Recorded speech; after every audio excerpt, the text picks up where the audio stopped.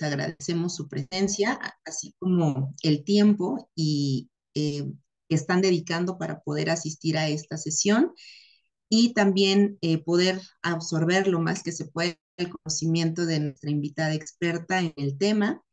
Dentro de las principales actividades que tiene la academia está difundir, compartir, promover lo que son las mejores prácticas basadas en evidencia científica en beneficio de la infancia, adolescencia y vida adulta de las personas que viven en nuestro país con una discapacidad adquirida o desde el nacimiento.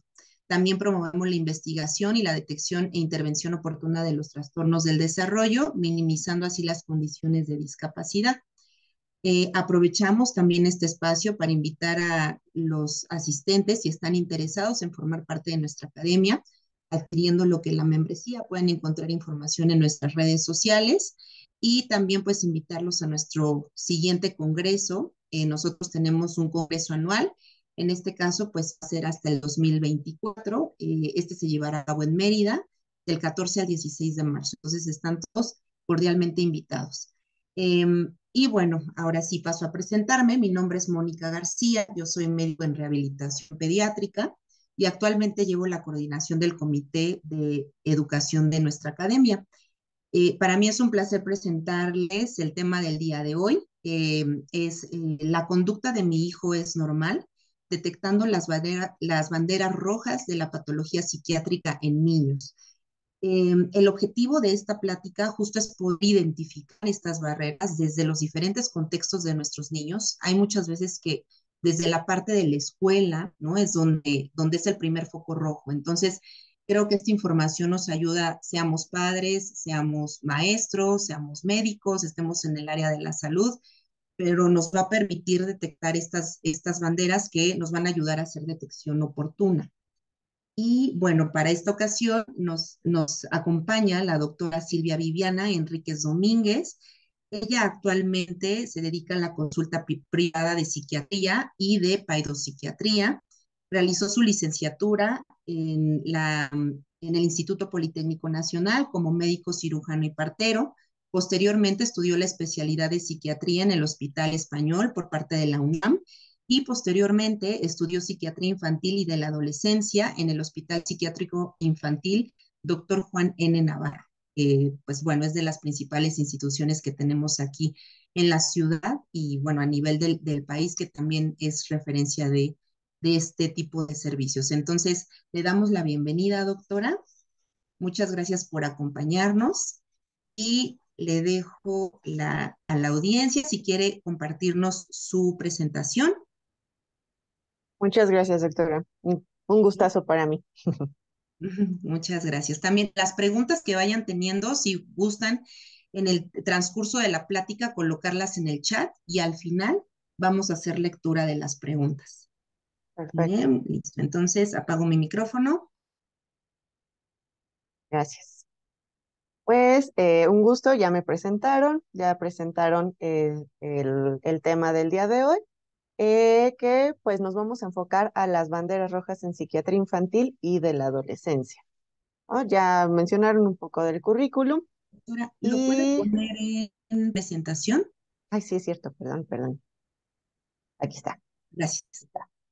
Ahí está, me presentaron un poquito mi currículum y actualmente pues me dedico a la consulta privada. Un poco del índice que vamos a ver, ¿m? De las banderas rojas y bueno, de los puntos que quiero que sensibilizar un poco, tanto a población general, a médicos, colegas, incluso si hay familiares de pacientes o pacientes mismos. ¿M? Objetivos, pues como continuidad de lo que acaba de mencionar la doctora Mónica, pues también parte de la tarea del psiquiatra infantil, pues es también la parte social, ¿no? La parte de psicoeducación. Pues, ¿para qué? Pues precisamente para detectar y hacer pues diagnósticos o detecciones lo más temprano posible y así poder favorecer una intervención lo más temprano y mejorar el pronóstico. En este caso, en cuanto a la salud mental de niños, niñas y adolescentes, que bueno, relativamente es una especialidad pues joven en México. También algo que nos gusta fomentar a los psiquiatras infantiles, por lo menos puedo hablar de mi generación en adelante, es fomentar el trabajo interdisciplinario y no multidisciplinario. ¿Qué diferencia tiene? Pues el multidisciplinario es si te mando acá, te mando acá, te mando acá, te mando acá, pero no hay una comunicación entre los especialistas. Interdisciplinario es precisamente ese trabajo en conjunto en donde se mantiene una comunicación entre los especialistas. Pues ahora sí veo, se haría como muy arrogante asumir y pensar que una sola persona, por muy especialistas que estemos, pues podamos ver en todo su contexto al paciente, aunque sea pequeñito, ¿no? Y entonces ahora sí, entre todos los especialistas, pues somos unos diferentes ojos, ¿no? Y entre todos, pues vamos a tratar de ver e intervenir al paciente de la mejor manera y lo más integral posible. Y hablando de trastornos del neurodesarrollo, pues mucho más. Y otro de mis objetivos también es, pues, combatir sobre el estigma tanto a la salud mental y la atención a la salud mental de niños y adolescentes, que esto es uno de los factores que retrasan su diagnóstico e intervención. Y bueno, me solicitaron desde el sensibilizar y hablar a qué nos dedicamos los psiquiatras infantiles. Pues sí, porque a veces, si de por sí psiquiatría no nos juega muy bien Hollywood, pues ahora si ponemos psiquiatría infantil, válgame, nos podemos imaginar muchísimas cosas, ¿no? Pero ¿de qué nos encargamos? Bueno, primero tenemos una formación de psiquiatra general y de ahí, si te quieres adentrar a la psiquiatría infantil, pues tienes que echarte otros 2 años. ¿Y qué vemos? Bueno, sí, ya tenemos una formación médica, una formación de psiquiatría en general, y ahora también nos enfocamos tanto en la valoración del neurodesarrollo en cada una de sus etapas, sus cambios, tanto los esperados y sus variantes. Y de ahí, pues también nos dedicamos a estudiar, a detectar e intervenir, incluso también a veces el orientar el trabajo interdisciplinario en padecimientos o en alteraciones tanto del pensamiento, tanto en el afecto, tanto en la conducta, y de ahí podríamos también mencionar conducta alimentaria, control de impulsos, consumo de sustancias, ¿no? Alteraciones sensoperceptuales en niños, niñas y adolescentes. Y bueno, un dato curioso que quise dar es que pues en México en el 2021 se estimó que aproximadamente habíamos 820 psiquiatras infantiles en el país. Y bueno, tomemos en cuenta que no, cada año no se gradúan muchos, ¿no? Entonces, pues yo creo que no llegamos ni a los 1000 todavía, ¿no? No, todavía no tenemos como las estadísticas del 2023, ya nos esperaremos. Pero ¿para qué? Porque ni siquiera nos acercamos ni tantito a lo que recomienda la OMS, que se debe de tener de psiquiatras infantiles, pues para mantener un, digamos, como un buen nivel de atención, detección e intervención a nivel de psiquiatría infantil y del adolescente. Eh, ¿Qué importancia tiene la psiquiatría infantil? Bueno, aquí de otros datos también. Se estima que aproximadamente más del 50% de los trastornos depresivos, trastornos de ansiedad, TDA y otros trastornos de la conducta en el adulto iniciaron en el neurodesarrollo. Entonces, ahí imagínense la oportunidad que tenemos de cambiar pronósticos, incluso calidad de vida. ¿Mm? La OMS y la OPS menciona que 1 de cada 7 niños y adolescentes han padecido o padecen de un trastorno mental aproximadamente desde los 10 a los 19 años. Pues no es nada no frecuente. ¿Mm? Los principales diagnósticos que llegan a consulta, pues es primero el TDA. Ahorita vamos a hablar del TDA. Y de ahí trastornos de ansiedad y depresión. Y tomemos en cuenta aquí un punto, que depresión es de las primeras causas de discapacidad a nivel mundial. ¿Mm?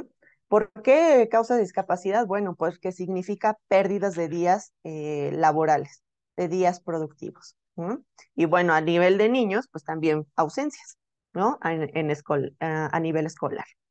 En el psiquiátrico infantil, Juan N. Navarro, se reciben aproximadamente entre 600 y 700 pacientes de primera vez, entre los cuales los principales diagnósticos es depresión, ansiedad con o sin conductas suicidas. Y bueno, sí, trastorno mental, pero ¿qué es un trastorno mental? ¿No? Empezando por ahí. Bueno, me imagen acá. ¿Qué es un trastorno mental? Bueno, hablamos de un conjunto, nosotros los médicos, ¿no? Y el personal de salud estamos muy asociados a la definición de, de síndrome, ¿no? Conjunto de signos y síntomas. Bueno, pues aquí también en salud mental. Es un síndrome que se caracteriza por la alteración que es significativo clínicamente, ya sea en el estado cognitivo, en el estado afectivo y la regulación emocional o en el comportamiento del individuo. Y esto va a impactar la funcionalidad de la persona, dependiendo la etapa del desarrollo, ya sea a nivel escolar, social, laboral, etcétera, etcétera. Ujú. ¿Qué son los puntos patognomónicos de trastorno mental? Genera una disfunción y genera un malestar significativo. No es lo mismo tristeza que depresión, ¿no? Depresión genera disfunción, genera malestar significativo, empieza a alterar, a impactar en dos o más áreas de la vida de la persona. Y por eso no se incluyen respuestas culturalmente aceptables ante una situación frustrante, ante una situación de estrés o ante una pérdida. Y bueno, ahora sí, ya propiamente en lo clínico empezamos con los trastornos depresivos. En la infancia y en la adolescencia se asocia a adversidad tanto en la crianza como en condiciones familiares. A lo mejor una crianza violenta o negligente, ausente, es más predominante en mujeres, una relación 2 a 1, y si inicia desde la infancia, va a tener curso muy probablemente crónico y fluctuante, con sus altas y con sus bajas. Tiene, si inicia desde la infancia, va a tener mayor riesgo para persistir a lo largo de la adultez. Y bueno, sus presentaciones clínicas va a ser de acuerdo a qué etapa del desarrollo está. No es lo mismo un pequeño de 5 años a un adulto o un adolescente. Y tampoco va a ser lo mismo distimia, que bueno, para grandes rasgos es una depresión chiquita, pero crónica. En niños y adolescentes debe tener una duración mínimo de 1 año y en adultos de 2 años para hablar de distimia. Y tampoco va a ser lo mismo que trastorno adaptativo. Trastorno adaptativo, pues es el nombre para decirle a una respuesta adaptativa ante una pérdida de cualquier tipo. Ahora sí, ¿cuáles pueden ser las manifestaciones de un episodio depresivo en niños pequeños menores de 7 años? Vamos a ver aquí que la irritabilidad va a ser un síntoma muy frecuente y que se va a repetir. Y por sí sola no va a ser síntoma. Tenemos que ver en conjunto con qué, en qué contexto, en qué circunstancias y con qué se acompaña para ver y orientar nuestro diagnóstico. Irritabilidad, sí, puede ser uno de los síntomas en depresión en pequeñitos, pero acompañado de qué? Pues a lo mejor empieza a tener más rabietas, más berrinches, a lo mejor incluso ya llantos que parece que no tiene motivo y va a ser difícil de consolar. Puede empezar a tener, entre más pequeños, más frecuente van a ser las quejas somáticas, dolores de cabeza, malestar gastrointestinal, que le duele la pestaña, que de repente empieza incluso exacerbaciones ya padecimientos físicos subsecuentes como alergias, asma, dermatitis, pueden exacerbarse.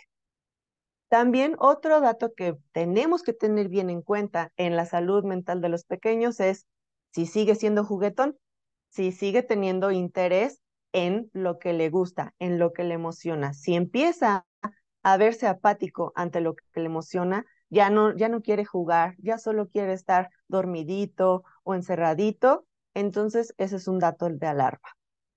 Puede tener aumento o disminución de la actividad motriz. Y por ahí decíamos en el Navarro, no todo lo que se mueve es TDA.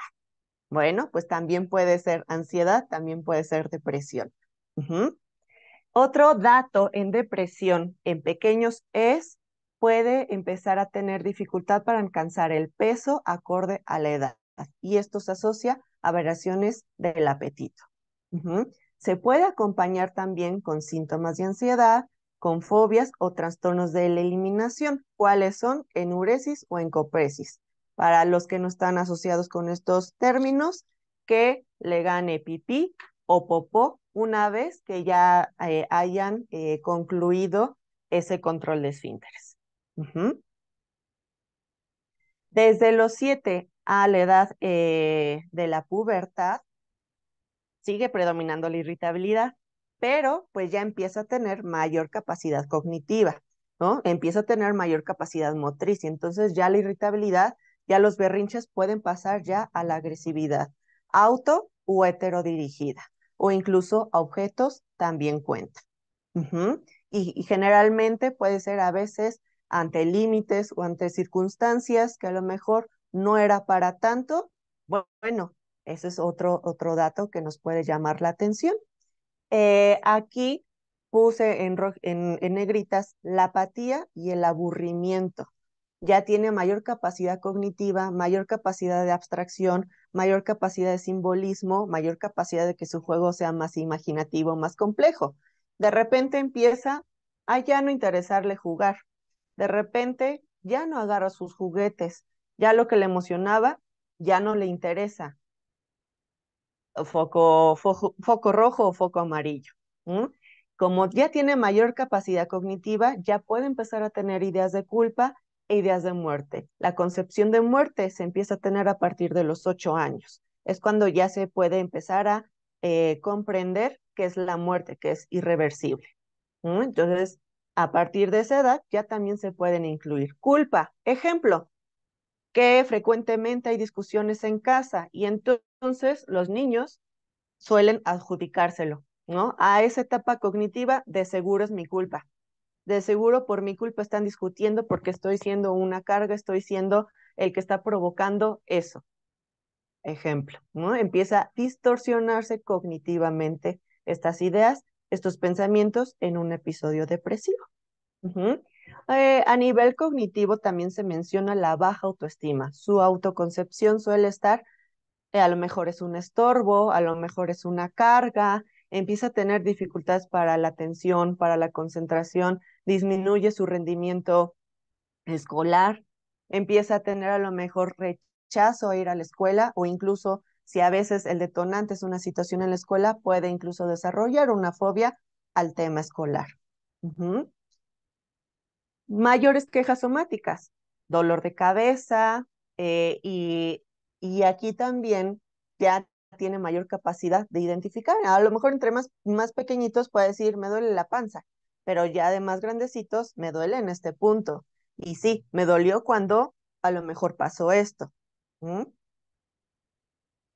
Ya en la adolescencia, mayor desarrollo cognitivo en general, y aquí incluso pueden observarse conductas negativistas. Empieza a estar rebelde, empieza a estar poco cooperador, ¿no? Empieza incluso a descuidar su higiene personal, su aliño, sus cosas, ¿no? Incluso ya no le interesa si come o no, puede pasar. Incluso a lo mejor ya está más retraído y ya no convive tanto. Y si le piden que conviva, está muy irritable. Bueno, ahí tenemos que vigilar qué es lo propio de la adolescencia y que ya es un dato de alarma. Aquí ya el adolescente es capaz de distinguir e identificar el sentimiento, bueno, más bien la emoción de tristeza. Y puede decirnos tal cual, sí, me he sentido triste, he tenido más ganas de llorar, de repente incluso en situaciones incómodas no puedo parar de llorar. Y aquí, como el sentirse aceptado o parte de algo es importante, una de las distorsiones cognitivas puede ser el sentirse no aceptado, el sentirse no valorado. Y puede incluso ya estar más estructurado las ideas de muerte o ideación suicida. Y es por ello que en esta parte incluyo el suicidio como pues también una bandera roja, debido a que, bueno, las tasas son bastante significativas, ¿no? Incluso, por ejemplo, en el 2020, 6.9% de los adolescentes pensaron en suicidarse y 6% de ellos tuvo un intento de suicidio. ¿Mm? El trastorno mental más asociado a suicidio, sí, hasta en un 80% es depresión, pero no es el único. También puede ser en trastorno bipolar, tanto hacia arriba, hacia la manía o hacia la baja, en depresión, y trastornos de la conducta, y está frecuentemente asociado con consumo de sustancias, principalmente cannabis y alcohol en adolescentes. Ujú. Incluso, pues es uno de los criterios principales para considerar el internamiento en psiquiatría. Y por ello, pues sí menciono cuál sí podemos pensar para mandar internamiento a psiquiatría, un intento de suicidio, ideas suicidas, que corre riesgo su vida, que incluso su red de apoyo es insuficiente y tampoco puedan hacerse cargo. Eso es un criterio para considerar un internamiento en psiquiatría. Incluso protección del menor en situaciones de abuso de cualquier tipo.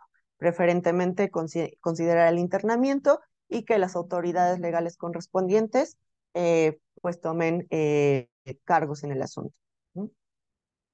Hablando de trastorno bipolar, bueno, eso es otro de los trastornos del estado de ánimo que también se puede ver desde la adolescencia. Es más frecuente desde la adolescencia.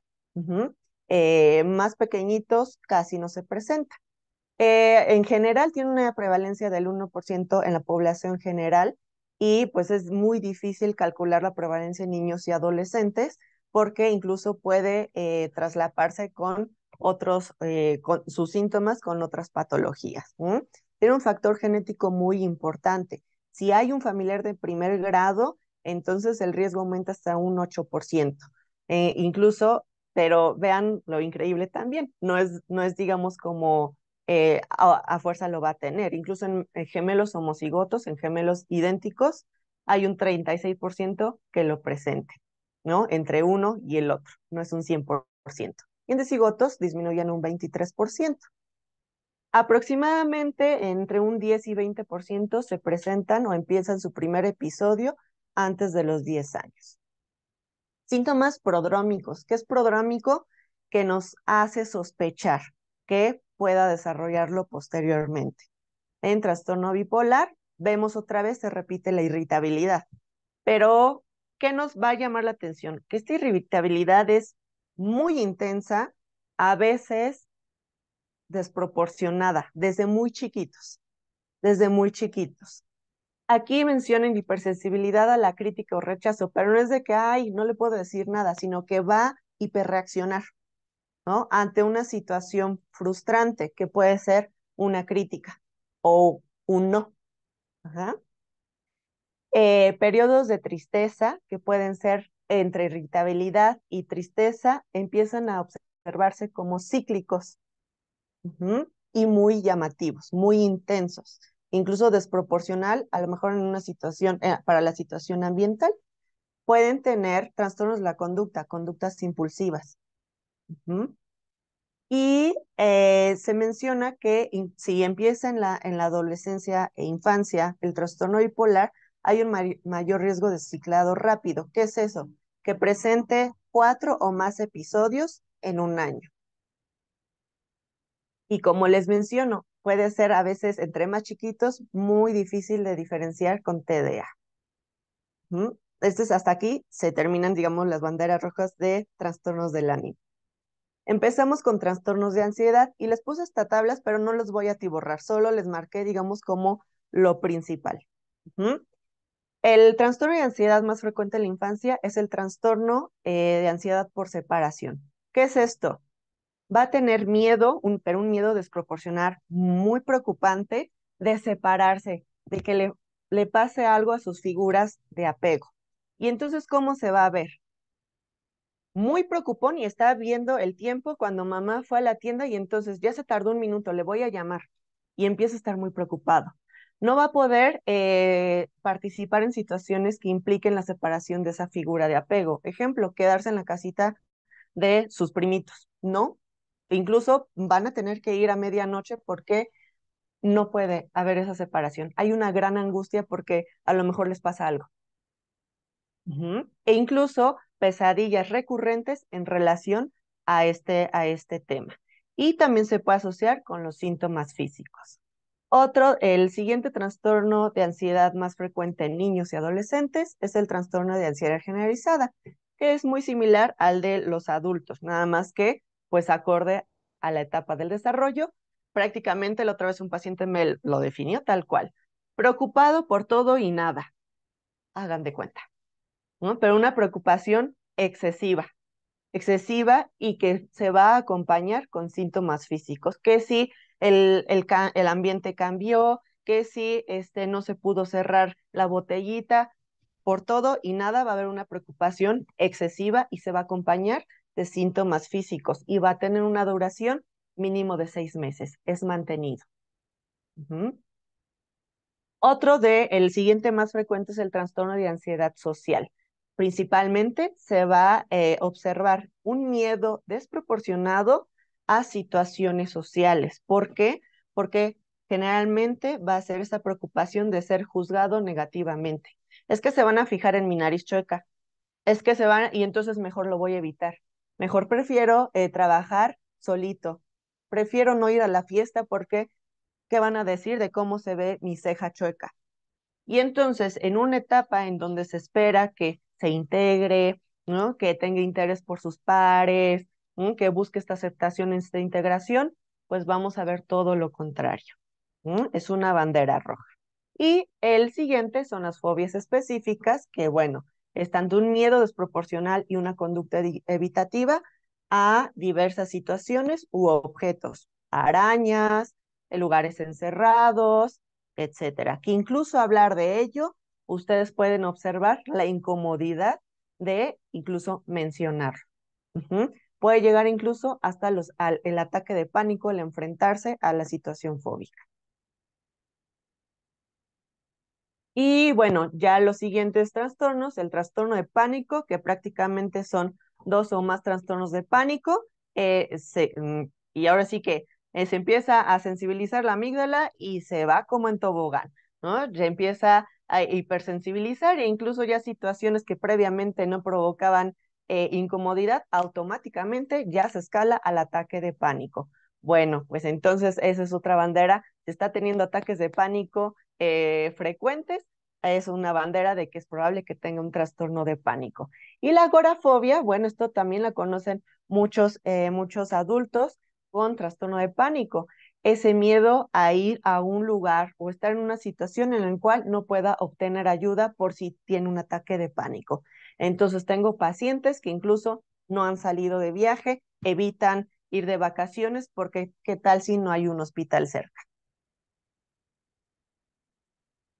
Ya hablando sobre el trastorno obsesivo compulsivo, aquí lo incluí también porque me ha llegado, curiosamente, muchos adolescentes que llegan tratando incluso de corroborar otras circunstancias, pero traen un TOC que desde los 5 años y que a nadie le había llamado la atención. Ejemplo, adolescente 13 años, y llegan preguntándome, oiga, pero es que si tiene o no tiene TDA. Bueno, pero a ver, a nadie le ha llamado la atención que desde los 5 años tiene miedo a tocar las cosas y entonces se lava 20 veces las manos y entonces ya incluso se provocó una dermatitis de contacto. Ah, bueno, eso puede tratarse de un trastorno obsesivo compulsivo. Se habla de una edad de inicio aproximadamente entre los 6 y 11 años, pero con un promedio de los 10 años. Puede tener dos picos en la etapa escolar y en la adolescencia. Si está en la adolescente, es muy frecuente que haya empezado en la etapa escolar, a lo mejor con miedo a el desorden, y entonces era de los que a lo mejor ordenaba por colores porque si no a lo mejor le podía pasar algo a su familia. ¿Mm? El 50% de los que inician en la infancia tiene un riesgo del 50% de irse a la cronicidad a lo largo de la vida. A más temprana edad, mayor prevalencia de la cronicidad. Y bueno, También entre más temprano, tiene mayor probabilidad de otras comorbilidades. Entre los más asociados es TDA y el trastorno por tics. Y bueno, ¿qué son las obsesiones? Bueno, pues precisamente son unos pensamientos o impulsos o imágenes que son recurrentes, que son persistentes, que incluso salen del control de la persona y causan mucha molestia y ansiedad. No los controlan, hagan de cuenta que toman vida propia. Ujú. A eso se le llama intrusivo. ¿Y qué son las compulsiones? Pues precisamente las conductas o puede ser actos mentales para disminuir la ansiedad que provoca las obsesiones. No siempre están juntas. A veces puede ser de predominio obsesión o de predominio compulsión o las dos. Entre más pequeños va a ser más frecuente la compulsión porque hay menor desarrollo cognitivo. Es importante diferenciar entre las verdaderas compulsiones y las rutinas o conductas ritualizadas de los pequeños, como parte de un establecimiento de horarios y rutinas que es necesario, ¿no?, para darle estructura a un pequeñín. Y bueno, sí, la clínica va a ser por edad. Como les mencionaba, entre más pequeño, más frecuente lo compulsivo, porque hay menos desarrollo cognitivo. Se puede incluso, entre más pequeños, involucrar a los padres en las compulsiones.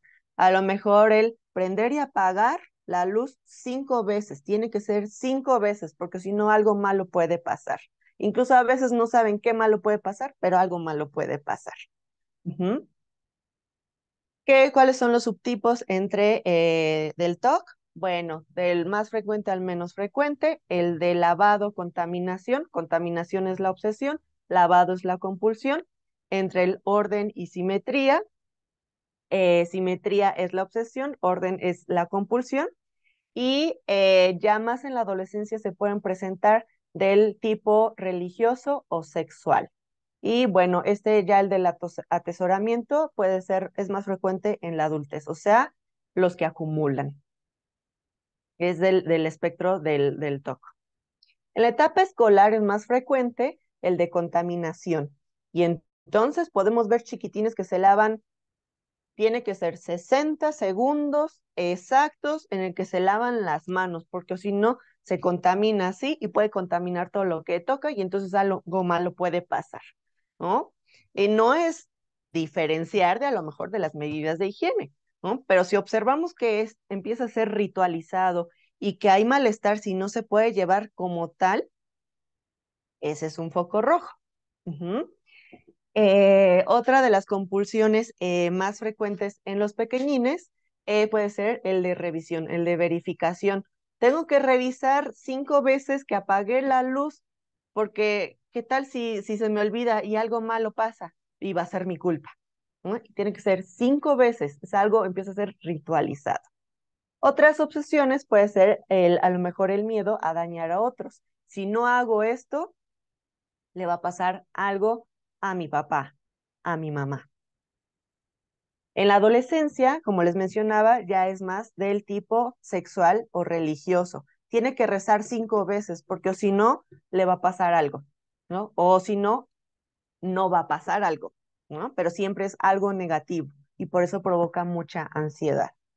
De las compulsiones que ya puede darse en la adolescencia es el de atesoramiento. A lo mejor ya lleva 2 meses acumulando los envases de comida sucios, pero no los puede tirar y ya tiene cucarachas o plagas en el cuarto, pero es un lío decirle que los tire.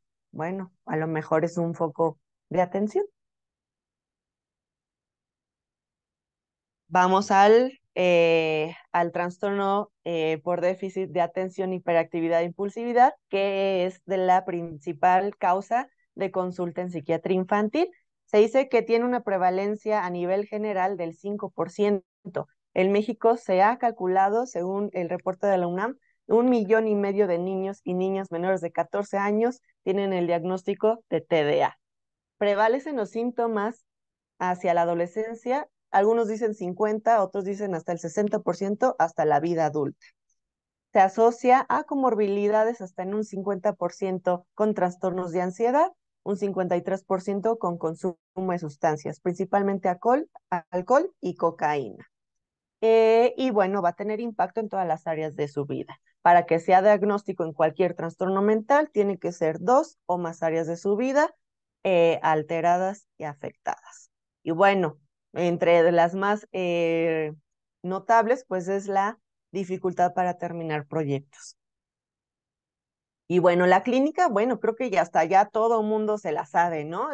De inatención, de hiperactividad e impulsividad. Ya a veces hasta los maestros o la gente en la calle ya dice a 10 kilómetros que ese niño tiene TDA. Bueno, sí, pero hay que valorar desde su neurodesarrollo. Generalmente tiene hasta un 80% de heredabilidad y muy frecuentemente al diagnosticar a un niño, diagnosticamos a un papá o una mamá. Y bueno, eso también interfiere en la crianza, ¿no? Y en su estilo de vida, ¿no? Calidad de vida. Y bueno, inatención, pues ya muchos lo hemos escuchado, ¿no? Esta dificultad para mantener su atención, esta dificultad para ver los detalles y entonces eso le lleva a tener errores frecuentes, a lo mejor está perdiendo constantemente sus objetos personales, ya perdió la mochila, ya perdió 5 veces en un mes el estuche, ya hasta perdió el uniforme, ¿no? Constantemente a lo mejor no vio un detalle y entonces olvidó que, o no se fijó que atrás también había examen y entonces pues eso tuvo sus consecuencias. ¿Mm? La dificultad para organizar, para percibir y para la gestión del tiempo es otro que predomina desde pequeños hasta adultos con TDA. ¿Mm? A lo mejor se levanta a las 6 de la mañana, pero termina saliendo al 10 para las 8, no importa la hora que se levante.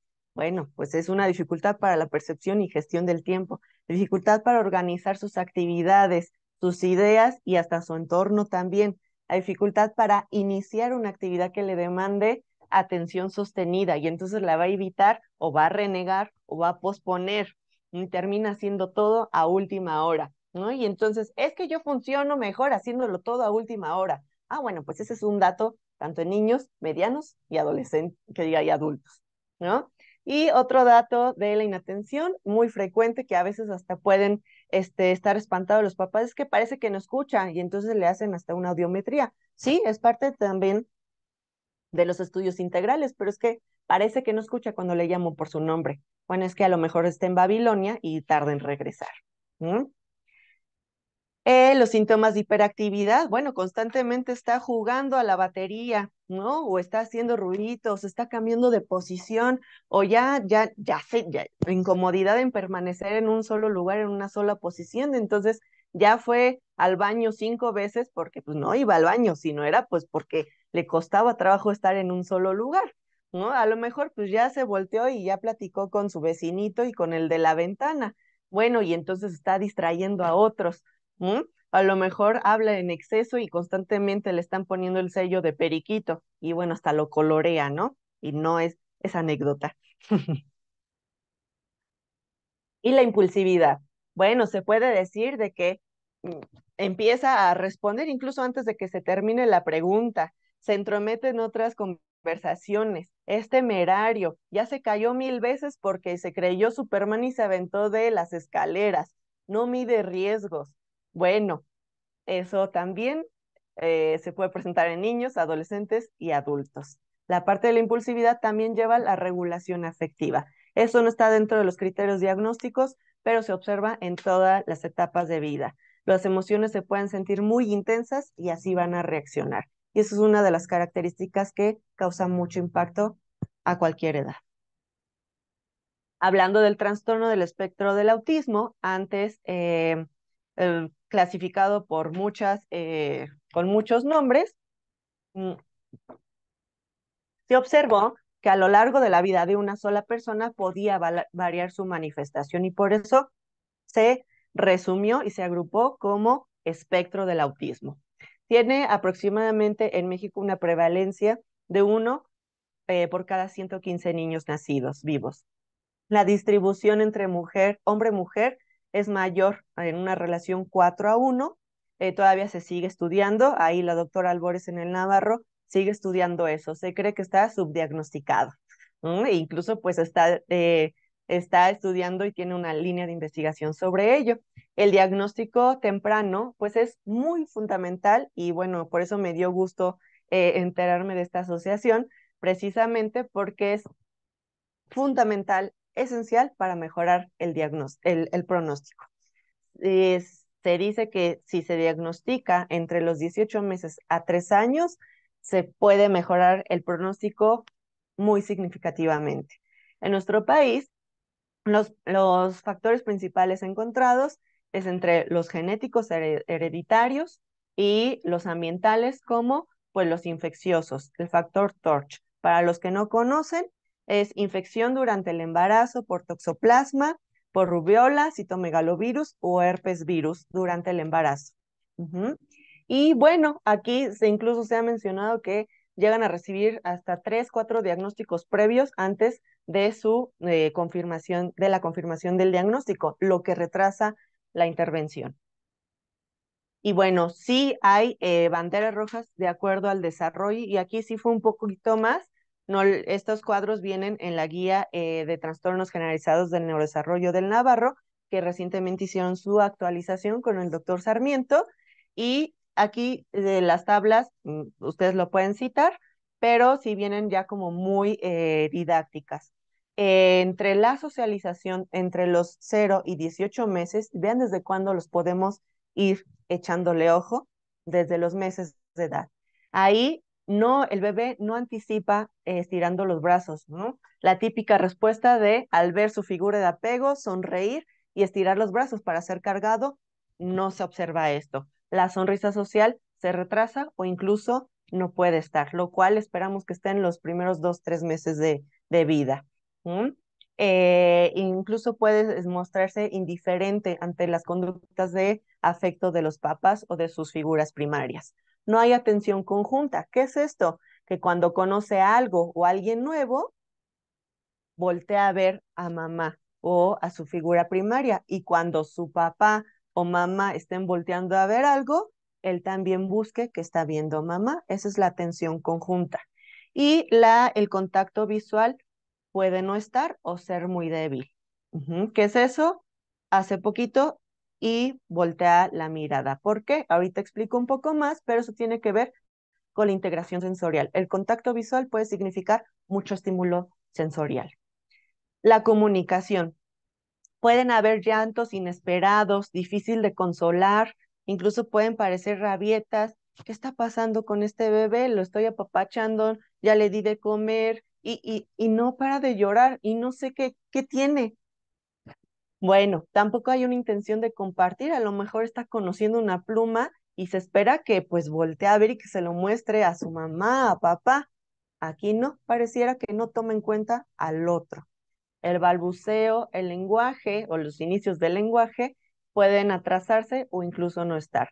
O incluso puede empezarlo a desarrollar y pausarse y haber un retroceso.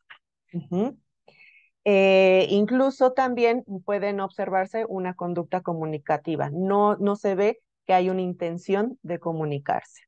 En conducta puede observarse un pequeño muy pasivo, a lo mejor no reactivo a su entorno, a la conducta de sus adultos, y pueden empezarse a ver muy inflexibles en sus rutinas. No les gusta el cambio, para nada. Ujú. Y en eso puede haber también alteraciones del sueño. En trastornos del neurodesarrollo es muy frecuente la alteración del sueño a cualquier edad. En el juego, aquí se menciona, o más bien, se menciona y empezamos a observar una relación peculiar con los objetos. A lo mejor del carrito, esperemos que pues le llame la atención todo el carrito. No, le puede llamar la atención solo una parte del objeto. Y generalmente objetos que tengan movimientos repetitivos y no van a integrar a los otros para su juego, para su exploración también. De los 18 a los 36 meses de edad, no va a participar en las interacciones, no va a responder a saludos, no va a responder a sonrisas, parece que no comparte sus intereses, no va a tener iniciativa de interactuar ni de juego, no va a buscar a los padres para conocer, para explorar o incluso para consolarse si se cayó, por ejemplo, y el contacto visual puede seguirse evitando, así que en todas las etapas del desarrollo. El lenguaje verbal puede estar muy básico o no haber. Y puede tomar a las personas, la mano de las personas para ir a lo que desea. No va a seguir o comprender instrucciones básicas. Interés puede ser por situaciones o sensoriales muy típicas, por ejemplo, objetos solo con la luz, o solo con el sonido, o solo lo que gira. Ujú. Y aquí podemos empezar ya a observar los movimientos estereotipados, movimientos repetitivos que parece que no tiene un fin. Puede ser el aleteo, puede ser el balancearse. Esto tiene que ver para su integración sensorial. Esto ayuda a regular el malestar que puede generar a lo mejor muchos estímulos, y esto puede ayudar a regular lo que puede parecer muy intenso. Solo hay que cuidar que no sea auto o heteroagresivo. Y bueno, ya observamos más el interés restringido. Les va a costar trabajo simbolizar, y entonces su juego no va a ser imaginativo ni simbólico. Va a ser juego repetitivo, a lo mejor construir, apilar, ordenar objetos. Ya de los 3 a los 6 años, ya continuamos que no, observando que no interactúa con sus pares, con su entorno, sigue evitando el contacto visual, le cuesta trabajo entender las emociones de los otros, y entonces eso le va a costar trabajo el saber cómo reaccionar ante una situación, cómo responder. No va a entender chistes o lenguaje figurado, el doble sentido, no va a mantener ni iniciar alguna conversación, suelen ser como muy cortantes. Y en la parte sensitiva, aquí ya se puede observar más, puede ser hiper o hiposensible a cualquiera de sus 5 sentidos, al dolor incluso, y eso también puede llevar a la selectividad de alimentos. Lo que le pueden decir como es muy piquis, solo acepta cierto tipo de alimentos o no tolera este tipo de texturas u olores. Bueno, no es de que sean exagerados, eso es integración sensorial. Es como integra su cerebro ciertos estímulos sensitivos. Suelen preferir estar solos, y igual su juego puede ser poco imaginativo. No va a incluir a los otros. Hablando ya del trastorno posicionista desafiante, bueno, no suele verse como casi siempre solito. Muchas veces puede estar asociado a trastornos depresivos, trastornos de ansiedad. Ujú. Suele verse más en niños, y en la vida adulta, pues los va a llevar, si no se atiende, si no se interviene, pues a una conducta desadaptativa, incluso a un trastorno antisocial. Y bueno, esto podemos ver a un niño que constantemente es fácilmente irritable, vengativo, discute, le gusta discutir porque sí, con figuras de autoridad, no va a seguir ninguna indicación, y suele molestar deliberadamente a sus pares o a los otros, no va a reconocer sus errores, al contrario, va a echar la culpa a los demás. Aquí ya voy a terminar. Quise incluir el trastorno de la conducta alimentaria porque también es algo que muchas veces puede pasar años para detectarse. Y bueno, el más frecuente diagnosticado es el trastorno de la conducta alimentaria no especificado en la adolescencia. La adolescencia por sí sola es una etapa pues de muchos cambios, también aquí. ¿Mm? Y seguido pues sí de la anorexia y la bulimia. Pero sí tiene una relación muy significativa, relación hombre-mujer 1 a 10, sí es más frecuente en mujeres. Y aquí, pues en niños no nos vamos a ir con el índice de masa corporal, aquí nos vamos a ir con los percentiles, la tabla de percentiles para niños mexicanos. Y esto lo podemos encontrar en nuestras tablas de la CDC, incluso buscamos, ¿no? Incluso la calculadora de la CDC para tener acceso si está teniendo un peso debajo de lo esperado. Los síntomas cardinales de los trastornos de la conducta alimentaria, no les voy a hablar de cada uno, sino síntomas cardinales, es la distorsión de la imagen corporal. Por muy flaquitos que estén y estén bajando de peso, se siguen viendo gorditos y siguen estando con mucho malestar, incluso hasta asco de su cuerpo, lo suelen mencionar, o enojo hacia su cuerpo. Hay una gran preocupación por comer, incluso hasta llegan a aprenderse las calorías que tienen los alimentos y están calculando cuánto para no sobrepasar lo que ellos creen que necesitan. Hemos llegado a ver niños que se calculan 500 calorías al día. ¿No? y hay un gran miedo pues a ganar de peso. Entonces, pues esto los lleva a tener medidas no saludables para el control de peso, ya sea purgativas o restrictivas. Purgativas, vómito, laxantes, diuréticos, ¿no? O restrictivas, restringirse hasta 500 calorías. Esto obviamente va a tener su repercusión en su bienestar físico, social. Y el trastorno de estrés postraumático es el último que quiero mencionarles. ¿Por qué? Porque es ay, muy cambiante, ¿no? Y es muy complejo las manifestaciones que pueden darse. Y no solo o no necesariamente tuvo que haberle pasado algo al niño o a la niña. A lo mejor presenció que alguna de sus figuras cercanas les pasó. Y eso también puede ser un detonante de un trastorno de estrés postraumático. ¿Qué podemos ver? Unas ideas intrusivas de que algo malo va a pasar, de que ya no puede confiar en nadie, recuerdos recurrentes de lo que pasó, incluso expresarlo en el juego, o en su discurso. Va a tener pesadillas respecto a lo que pasó, recurrentes. Síntomas disociativos. Ahorita ya casi todo el mundo dice es que me disocié. Bueno, disociativo se define como, bueno, tenemos la despersonalización. La sensación que la persona vive como extraña, como se siente como si estuviera viendo en tercera persona. Desrealización, sabe que conoce el lugar, pero lo siente extraño. Ujú. No es como algo indiferente, ¿no? El me disocié.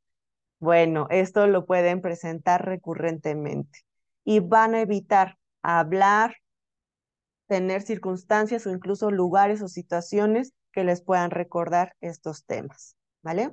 Conclusiones, la ansiedad de la infancia ha predicho la depresión en la adolescencia y la depresión en la infancia ha predicho la ansiedad durante la adolescencia. La ansiedad de la infancia predice problemas también con uso de sustancias en la adolescencia y en la vida adulta.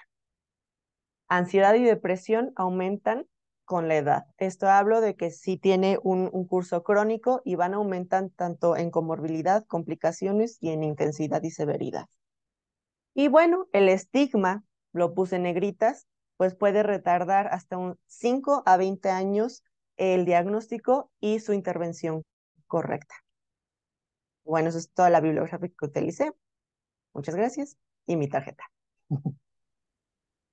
Muchísimas gracias, doctora. Creo que es un tema sumamente interesante, muy amplio. Creo que también la forma que nos ayudó a poner estos puntos clave fue fundamental. También, pues esta sesión se grabó, entonces, bueno, se está grabando todavía y la vamos a dejar en nuestras redes también, por si, para tomar alguna anotación, la referencia bibliográfica creo que fue bastante rica. Y pues bueno, vamos a dar espacio para algunas preguntas, si gustan escribir alguna duda que tengan en el chat para que podamos leerlas y aprovechar que la doctora está con nosotros y que nos pueda orientar. Claro. Bueno, a mí me gustaría hacer una pregunta en lo que los demás se van animando. Em, ¿Cuánto sugeriría, doctora, en cuanto al tiempo, eh, cuando se maneja primero, por ejemplo, un cambio conductual? Porque de repente, bueno, nosotros que trabajamos con niños con diferentes tipos de problemas, y es muy común, ¿no? Estas alteraciones en la conducta y muchas veces, pues bueno, se inicia con esta intervención psicológica primero, y se espera como un cambio en esta parte conductual, apoyado obviamente de los padres, de la parte del contexto del niño. Entonces, ¿cuánto tiempo sería tal vez lo ideal para decir, bueno, ya estos cambios en límites, en esta parte familiar, ya se implementó, no hay cambio, ahora pasamos a la parte de paidopsiquiatría? Ok.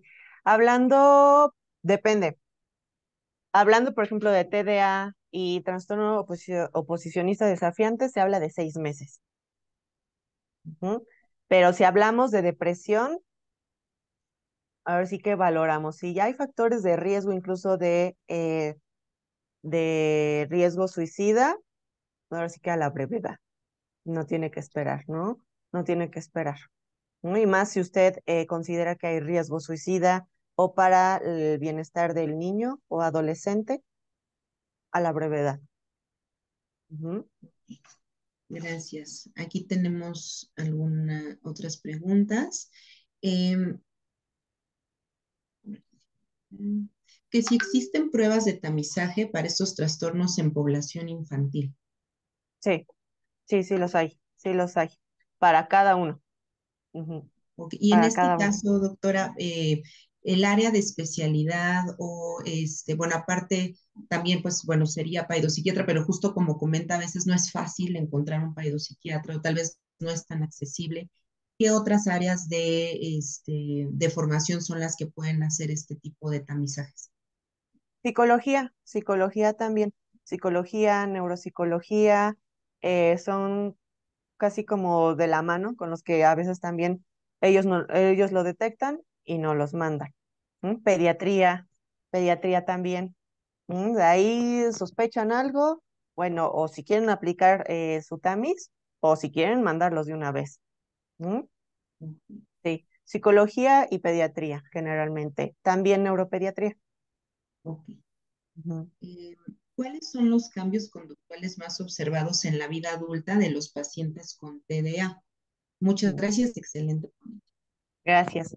Ahí sí va a depender gran parte de la edad de su detección y abordaje. Si no se detectó durante la adolescencia e infancia y se está detectando en la vida adulta, una gran variedad puede estar asociado incluso con sus complicaciones, uso de sustancias, dificultad para concluir proyectos, inició una carrera y se fue a otra y se fue a otra y se fue a otra, a lo mejor cada rato pues está teniendo accidentes, dificultad en sus relaciones interpersonales porque la regulación afectiva pues está costando trabajo, decisiones impulsivas, conductas de riesgo, ¿no? Conductas sexuales de riesgo incluso, o gastos impulsivos, ¿m? Dependiendo también el predominio de esos síntomas, ¿no? Versus si se detectó, si se intervino previamente, bueno, pues todo esto va a minorar bastante. ¿M? Muchas gracias. También nos preguntan que a qué edad se pueden ver signos de esquizofrenia infantil y si estos ¿M? se pueden confundir con problemas conductuales o con autismo. Sí, sí, y de hecho es un punto también de investigación. ¿Por qué con autismo puede verse, confundirse?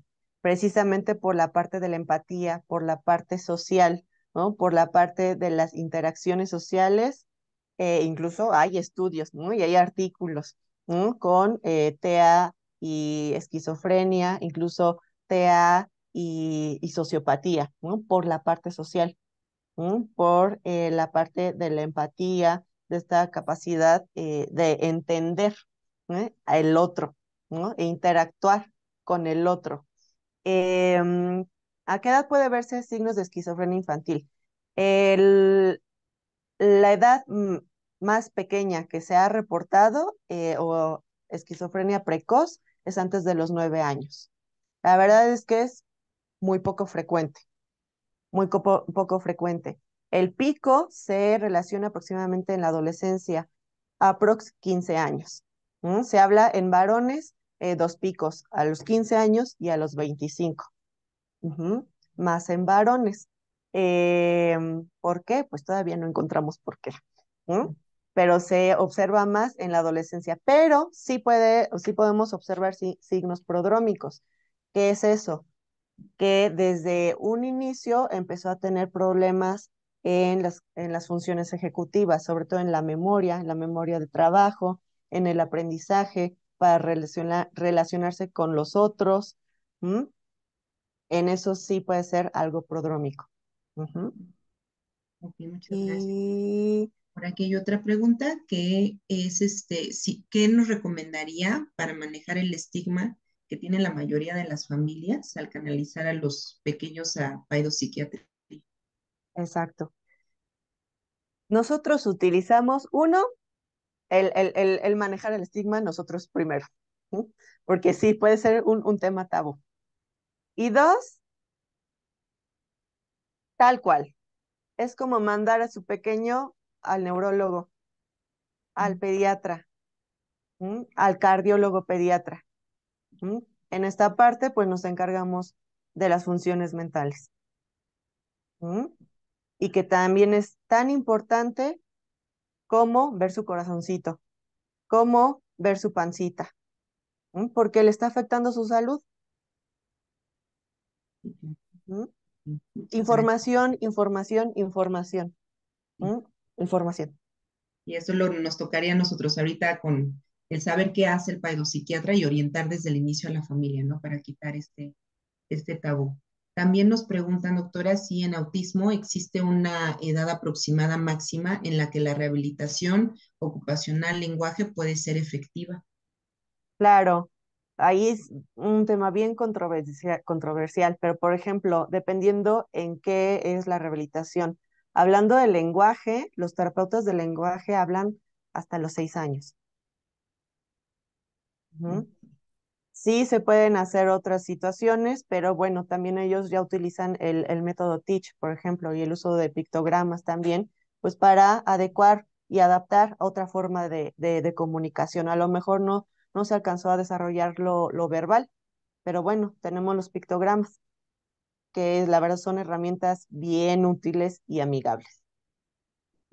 Muchas gracias, doctora. También, bueno, aquí hacen como esta pregunta de los focos que se deben de tomar en cuenta en la infancia durante la plática, dependiendo de la patología, justo nos recalcaba algunos puntos que sin duda no debemos perder de vista. Como les comentaba, esta sesión va a quedar colgada en nuestras redes, en el canal de YouTube de la Academia. Y me parece que son todas las preguntas. Doctora, le agradecemos, nos pasamos un poquito, pero creo que valió muchísimo la pena. Le agradecemos nuevamente su participación y los invitamos a que nos sigan en nuestras redes sociales y también acercarse a la academia. Nosotros como comité tenemos un correo electrónico. Se los voy a dejar aquí en el chat en caso de que tengan alguna duda, alguna sugerencia de algún tema que sea de su interés con toda confianza. Bueno, aquí nosotros estamos abiertos a, eh, a estas sugerencias. Déjenme, se los escribo.